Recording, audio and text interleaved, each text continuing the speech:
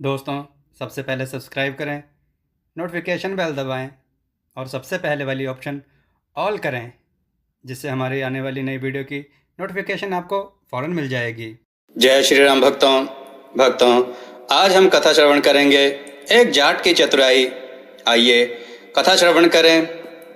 एक ब्राह्मण, एक क्षत्रिय और एक नाई तीनों कहीं जा रहे थे। सफ़र लंबा था। रास्ते में तीनों को भूख ने सताया और चने का एक खेत उन्हें नजर आया। तीनों ने सोचा कि पहले तो इस जंगल में कोई नहीं है जो हम लोगों को इस खेत में चने उखाड़ते हुए देख ले। दूसरा, यदि कोई देख भी लेगा तो हम उससे कह देंगे कि भाई जी, हमने भूख के कारण थोड़े से चने उखाड़े हैं। वह खेत एक जाट का था और दोपहर का समय था। जाट जी ने सोचा कि दोपहर का समय है, चलो एक चक्कर खेत की ओर ही लगा आए कि जिससे कोई नुकसान ना कर सके। जाट ने कंधे पर कुल्हाड़ी रख खेत की ओर चल पड़े। वहां जाकर क्या देखते हैं कि उनके खेत में 3 जवान चने उखाड़ रहे हैं। जाट ने सोचा कि अगर मैं एकाएक इन तीनों को कुछ कहता हूँ तो प्रथम तो यह जंगल है, यहाँ कोई है भी नहीं। दूसरे मैं अकेला हूँ और ये 3 हैं, इसलिए युक्ति से काम लेना चाहिए।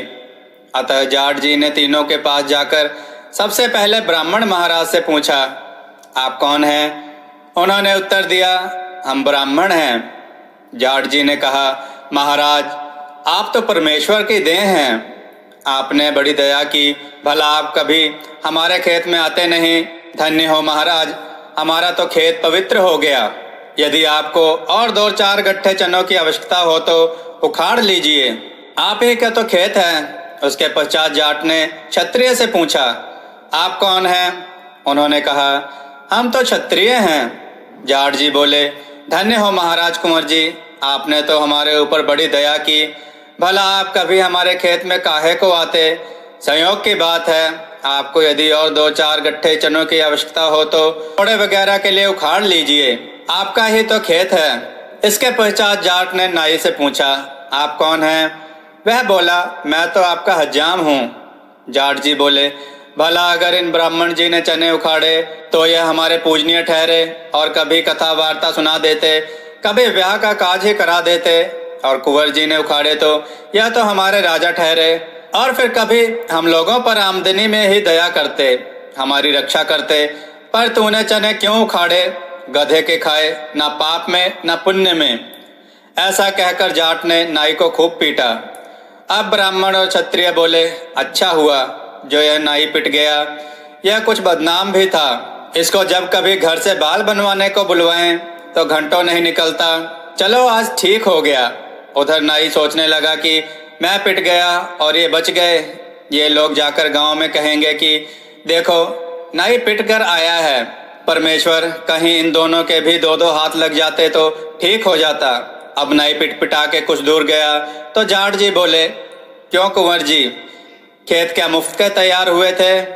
ब्राह्मण जी ने उखाड़े तो वह तो हमारे पूजनीय ठहरे, पर आपने चने क्यों उखाड़े? ऐसा कहकर जाट ने उसकी भी खातिरदारी कर दी, उसका शरीर मार मार कर लाल कर दिया। अब तो ब्राह्मण जी बोले, अच्छा हुआ, यह भी बड़ा अकड़ता था, कभी सीधा नहीं बोलता था, हमेशा अकड़ के चलता था। आज सारी अकड़ निकल गई। उधर क्षत्रिय मन में सोचने लगा कि देखो, हम पिट गए पर यह ब्राह्मण बच गया। यह गांव में जाकर कहेगा कि नाई और क्षत्रिय दोनों पिटे। परमेश्वर, यदि यह भी पिट जाता तो ठीक हो जाता। इस प्रकार कुंवर जी जब पिटकर कुछ दूर पहुंचे तब जाट जी पूजने की पूजा के लिए उनकी ओर चले और ब्राह्मण से कहा, क्यों महाराज, यह खेत ऐसे ही तैयार हो गया था? इसमें मेहनत नहीं करनी पड़ी थी? क्या आप संस्कारों या कथा वाचन में अपने टके छोड़ देते हैं? अरे भाई, ये चने क्यों उखाड़े?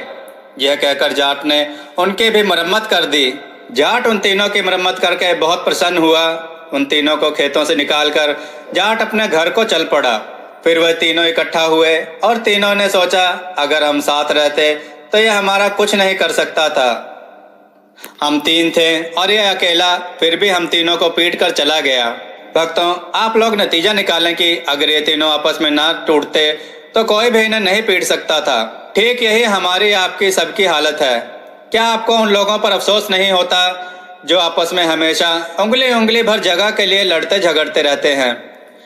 दोस्तों, आपने देखी जाट की चतुराई, यहाँ पर इसे गौर करने लायक है। भक्तों, आपको यह कथा कैसी लगी हमें कमेंट में ज़रूर बताएं और कमेंट में जय श्री राम अवश्य लिखें। जय श्री राम भक्तों।